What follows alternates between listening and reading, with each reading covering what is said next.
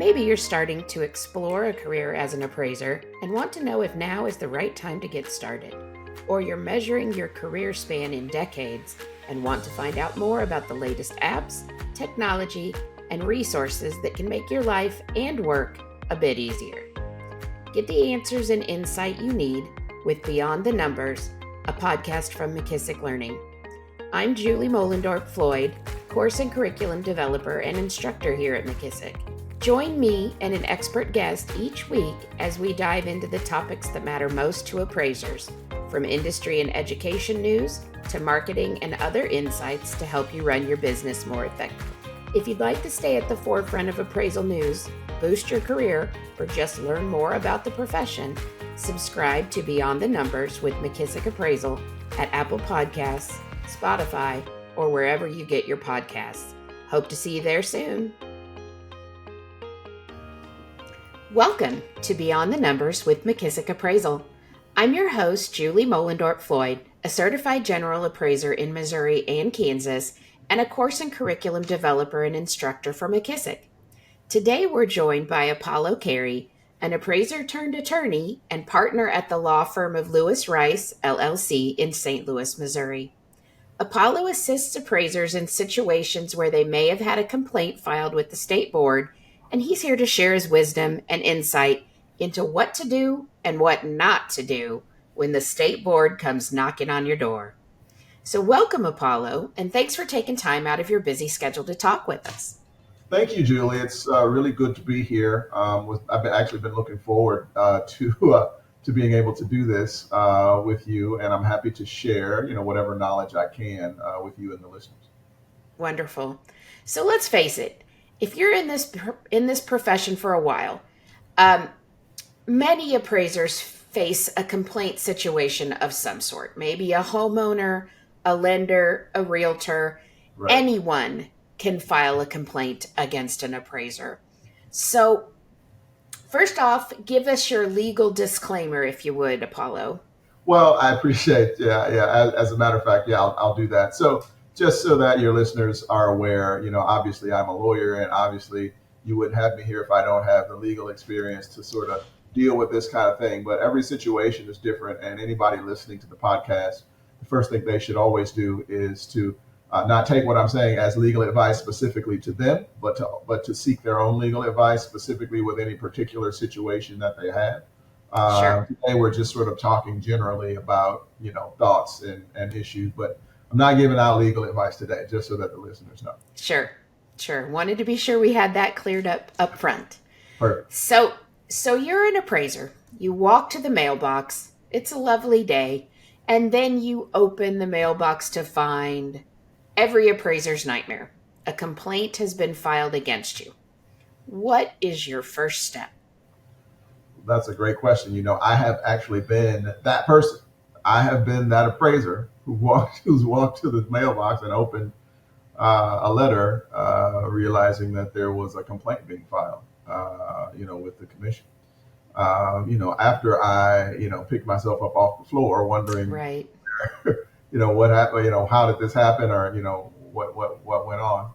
The first thing obviously I did was read the complaint. Sometimes people have a tendency to maybe want to stick their heads in the sand and, not necessarily thoroughly read the complaint. But I wanted to read the complaint. So I suggest that you start by reading the complaint, understanding what the allegations are against you. And then if you're an appraiser, works at a shop with maybe a supervising appraiser or someone who, is maybe in a little bit of authority, maybe consult with that person to sort of see,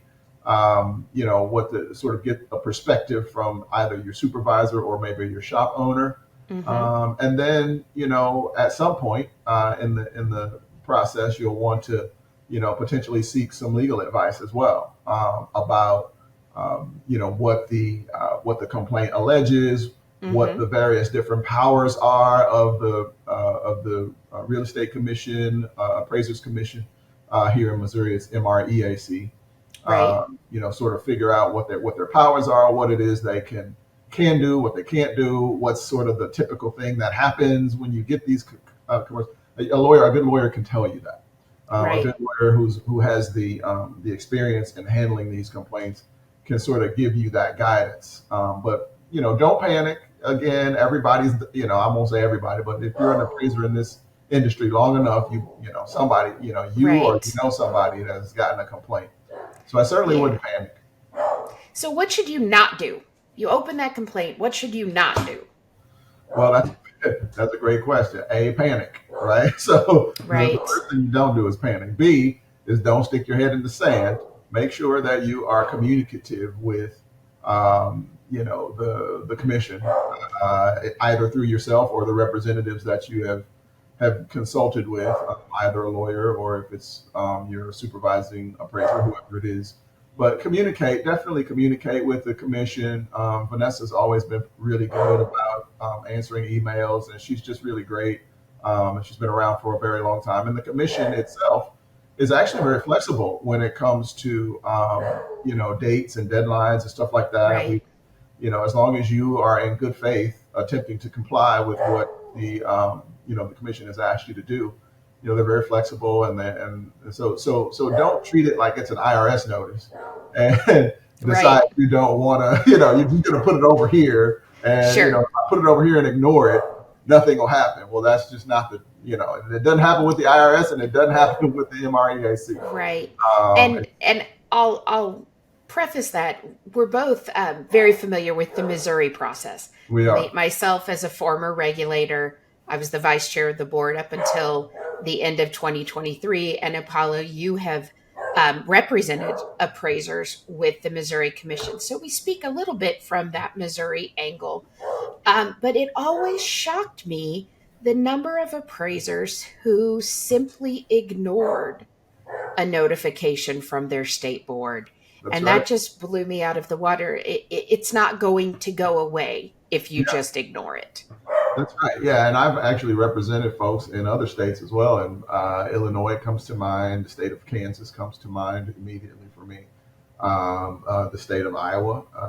So Right. I've represented folks in other, and you just it's always shocking to me that when people just sort of ignore it. That I think what happens is people are, it's their profession. They're making money. They're busy Right. people. And a lot of them feel like, well, I haven't done anything wrong. And Right. so, why would I waste time doing this? I mean, what are they going to do to me? You know, Yeah. well, And again, it doesn't go away. that's So right. how does that complaint process work just generally? I know states have their specific Yeah. peculiarities, but give us kind of a big picture. Yeah. In general, you receive the complaint. There's typically some sort of deadline for you to respond to the complaint. That could be a 60-day deadline. It could be a 30-day deadline in some states. But the commission,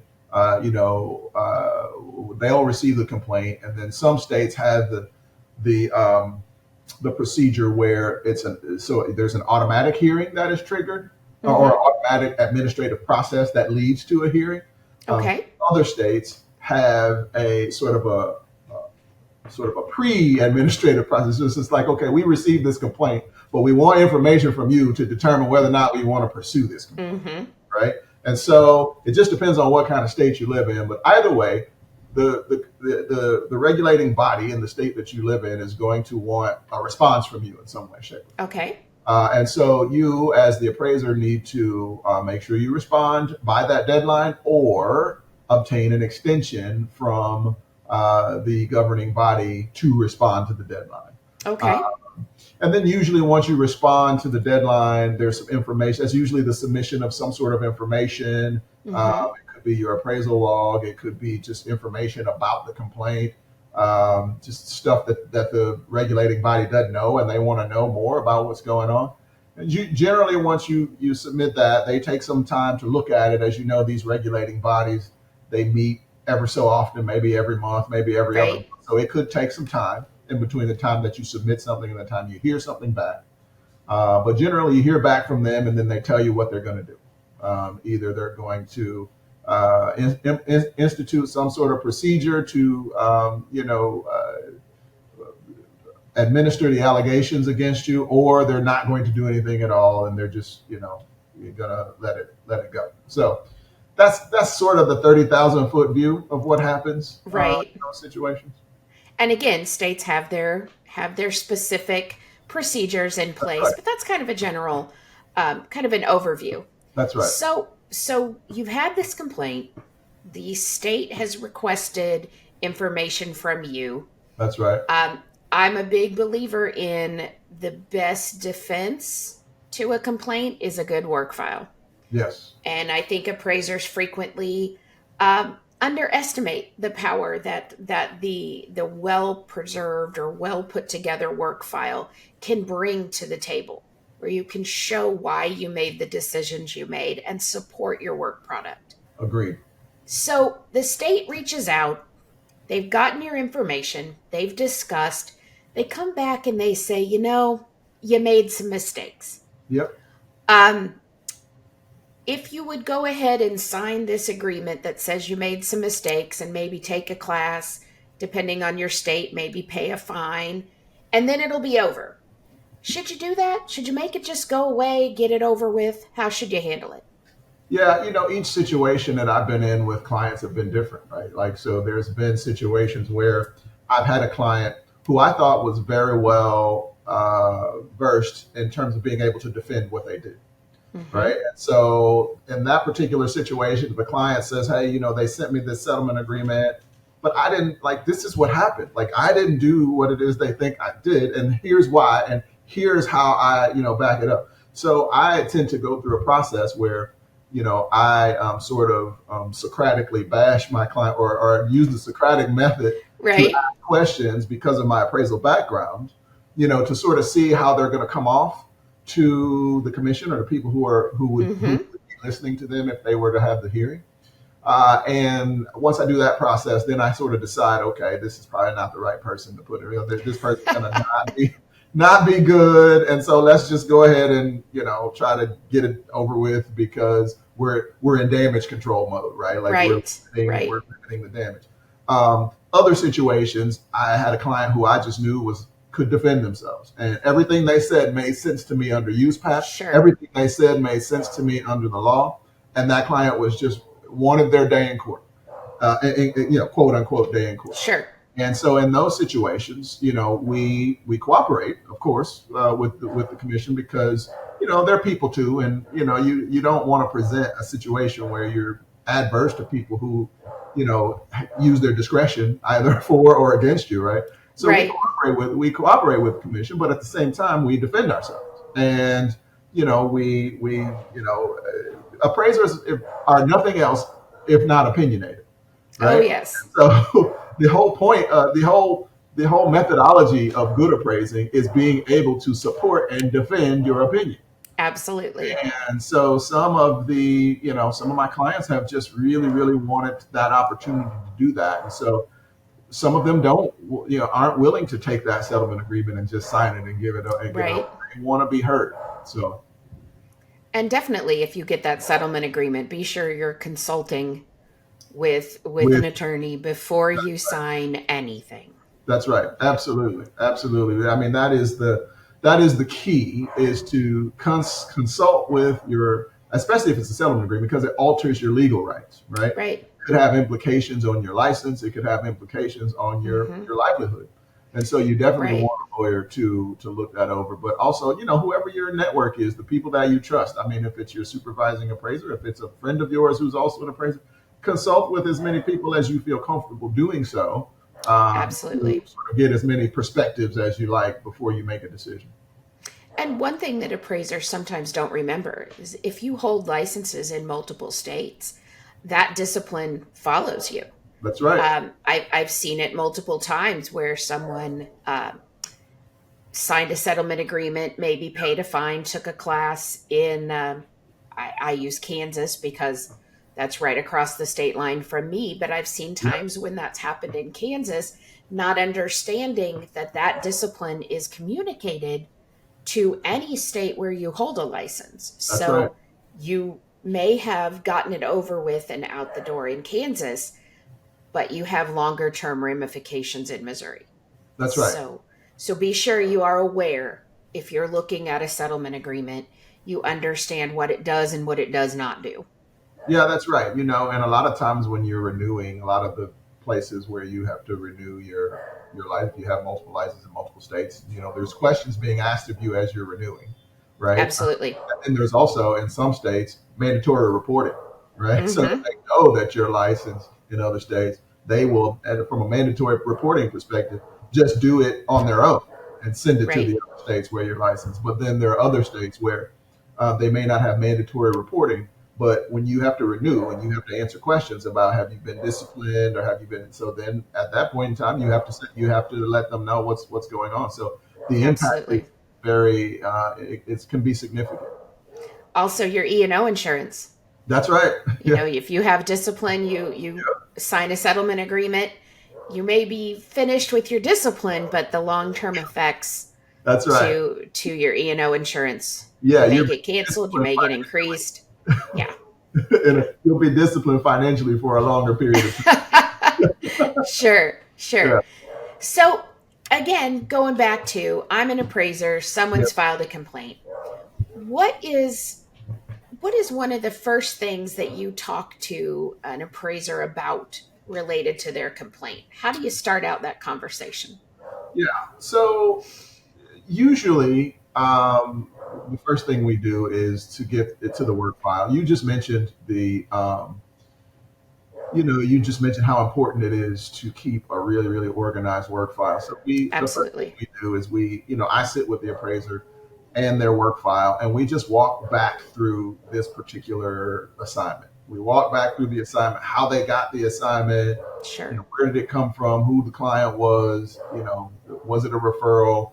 We look at the engagement letter, like all the various different things. So we try to sort of walk step by step through the assignment, the engagement, and the appraisal practice or the appraisal methods and the report conclusion. And then we go line by line through the allegations, and we just say, hey, listen, this is what they're alleging. What are your thoughts? And Mm-hmm. so then the appraiser says, well, no, so for example, if it's something like, well, hey, the comps you use just weren't, they aren't comparable. They aren't within they're outside of a 3 mile radius and Right. so then, we walk through that allegation and I ask the appraiser why did they use comps that were outside of, and Mm-hmm. if they have a rationale that makes sense under USPAP, and if they have a rationale that makes sense under the law and one that they can defend, and then we just sort of say, okay, well, that's a good point for us. And then if we get to another allegation and then they have something that they can't defend or that they, okay, Mm-hmm. well, that's a bad point. So we walk through the complaint with all the allegations, looking through the Right. file to see what we have, and then by the time we get to the end, we sort of tally up what's on the good side, what's on the bad side. Do we have more good here, or do we have more bad? And, Right. we then really to sort of assess what how we want to respond and what we want to do and how aggressive we want to be, how obstinate we might want to be, or how cooperative we want to be, just sort of based on that initial meeting. So what if you did make mistakes? Well, if you make mistakes, man, you got to own up to it. Listen, this profession is, I mean, so public trust. So I'm a Right. lawyer, right? So I went from one public trust profession to another Right. public trust profession, right? So the point of, you know, being a good appraiser is that you have to understand how integral you are to the transaction of real estate and Mm-hmm. the flow of commerce as it relates to real estate transactions. So bad appraisers make bad deals, and bad Right. deals can really, really impact, financially. I mean, a whole sector of our economy, right? Mm-hmm. So it's just super important that folks who are in our profession as appraisers really understand that it's the public trust that is primordial Right. what it is you do to make sure that you are above reproach, right? Yep. That's the So fundamentals. that's right. So when you make a mistake, own up to it and just say, listen, you're probably right. Defend yourself, say what your thought process is, but understand that sometimes on the commission, there are people with more experience, people who come at it from a different angle, people Mm-hmm. who will sort of remind you, like, hey, okay, well, I get why you did that, but at the end of the Sure. day, we have this public trust thing. You probably should have done it that way. Be Well, and open. sometimes it's okay to say, That's right. I'm learning, and Absolutely. now I know better. And yes, I made a mistake. Absolutely. It's when you try to uh, convince a commission or a board that you didn't make a mistake when it's obvious that you did. That's right. USPAP doesn't demand perfection. That's right. Uh, Absolutely. I so agree. that's a fundamental. Yep. That's fundamental. And so all my clients, if I have a client who is not doing that kind of thing, they won't be my client for long because that's Right. how I'm not the type of guy who can represent somebody who's not going to say, you know what, I screwed that up. You're right. You Yeah. know, And uh, be open to learning. that's right. From my time on the commission, someone who comes in for a complaint situation and they're open to saying, this is how I did it. I see that maybe I could have done it better, and teach me, That's help right. me understand what I can do to improve my appraisal process. Yep. So That's right. while I, the my complaint is clients are, scary, the situation is terrifying, it yeah. can be a way to grow. It can be a way to grow. It's very I get it, but my clients are all, I educate my clients in front of the commission. I'll educate them. I'll ask the commission to Yes, educate. you do. Listen, we all are sort of we're in this boat together, and Right. having good appraisers out there, helps everybody, right? Sure. And so, definitely being accountable. Accountability is a big one. Hmm. Knowing that a USPAP doesn't require a perfection, although again, appraisers are very opinionated. They all think they're right. Uh, Yes, but USPAP doesn't require perfection or for you to always be right every time. It just that's right. requires you to be reasonable, to not be misleading, and to produce credible results, right? And so you Yep. got to be able to do those kinds of things. But in order to do that, that requires you to learn, to be open minded, to understand that maybe the way you did it might not be the best way to do it. And there are other ways to get to the answer That's in right. your appraisal. Um, you got to be open to hearing a different way, a different methodology, a different point of view. Most Absolutely. definitely. Absolutely. So stay open minded. Come in prepared. Do you spend time prepping your client before they go before a state board, doing practice questions, things like that? Absolutely, absolutely. There's we talked earlier about going through the file initially, allegation by allegation, and then sort of Right. weighing the pros and the cons. And then Mm-hmm. if the decision is, man, I need the hearing because they need to hear from me. They need to understand that this is what I was doing, and I can actually defend that. Okay. Um, if we make that decision, then we may spend a day or two just meeting and it's not a full day, but just a couple hours meeting and with me just asking questions and picking apart the appraisal Sure. in a way that because I want to be comfortable that I can just say, hey, ask them whatever you want to ask them, and they'll Sure. be able to defend it. So we do spend time doing that. I recommend that people spend time doing that if they're going to go before a hearing or before a public body where they're going to be asked questions about it. Right. Right. All right. So that hits kind of the basics. Um, if someone does have a complaint filed against them, Yes. give us in kind of a nutshell what should they do? What should their first steps be? Well, I think when you have the complaint filed against you, make sure the first thing you should do is probably get with some representation, a legal representation, to sort of figure out what uh, what you need to do. Mm-hmm. Because again, when there is a complaint filed, that could have legal ramifications against your license, against your livelihood, that kind of thing. So definitely seek some advice, some legal advice. And Um, where could they go? Where should they go to look for an attorney that might be experienced in their state? Well, there's, some attorneys are members of the Appraisal Institute, or some attorneys are members of various appraisal organizations that might be in your state. So I would start with my organizations that I belong to because Okay. those folks may already have a network of attorneys that are experienced in this kind of thing. Mm-hmm. Secondly, talk to folks that you trust, that you don't, if there's someone that you trust. And again, like I recommended, if you're in an office where you're being supervised, you have a supervising appraiser or like a Sure. you got to tell them, and then maybe they may have a recommendation for someone that they use. Or if you're listening to this podcast and you like Apollo Carey's approach, you can use Apollo Carey as well. I would be remiss if I didn't say that. Of course, of course. Especially if you're Missouri, Illinois, Iowa, Kansas, right here in the Midwest. Yeah. Yeah. So there are 8 states that touch Missouri, and so we're licensed in all of them. And that's so brilliant. We call it Great. like the spoke wheel thing. Like Missouri's here, and then there are 8 states. Right. Yeah. So we'll be sure that we include your contact information in the show notes if anyone has a question, or they can always reach out to me here at McKissock. And you're a great person to reach out to because you know all. I mean, you spent so much time, your time and on the commission and sort of seeing this kind of thing. So you're a wealth of knowledge when it comes to this. And I've always appreciated having the opportunity to be in front of you when you were on the commission because I always thought you were there.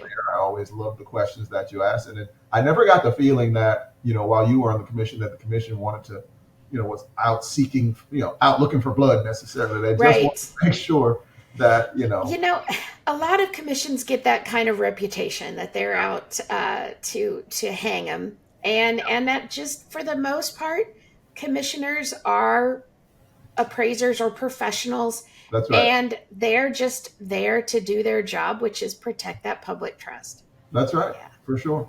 Yeah. So thank you so much. I appreciate your service. Well, thank you. Well, and thank you all for listening to Beyond the Numbers with McKissock Appraisal. And thanks again to Apollo Carey, attorney partner, I believe, correct? Oh, absolutely. One of the main partner with Lewis Rice, LLC in St. Louis. And thanks, Apollo, for joining us to kind of demystify the complaint process. You're very welcome, and thank you for having me. Thank you. And be sure to rate, review, and subscribe to our podcast. And join us next week where we'll be talking with another expert to help you move forward in your appraisal career. Thanks for stopping by. Thanks for tuning in to this week's Beyond the Numbers. If you'd like to stay at the forefront of appraisal news, boost your career, or just learn more about the profession, be sure to subscribe to Beyond the Numbers with McKissock Appraisal at Apple Podcasts, Spotify, or wherever you get your podcasts. Thanks for stopping by.